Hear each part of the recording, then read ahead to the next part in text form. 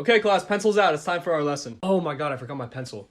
Hey, Jalissa? Huh? Could I just borrow a pencil for today? Oh my god, why are you talking to me? Because I need a pencil. Like, I'm pretty sure I said that already. Simon, do you have a crush on me? No! I just want a pencil! Look, Simon, I know I'm pretty to look at. No, you're not. But you're really not my type. I don't care about that! I just want a pencil! I can't help it if all the boys like me. Nobody likes you! You're clapped! Simon and Jalissa, if you guys don't stop, I'm sending you to the principal. I'm not gonna stop until she learns- Simon and Jalissa, why are you guys in my office? Jalissa won't let me borrow a pencil because she thinks I have a crush on her. Okay, I'm just gonna talk to Jalissa real quick. No, don't! Jalissa, is it true that- Oh my god, principal, do you have a crush on me?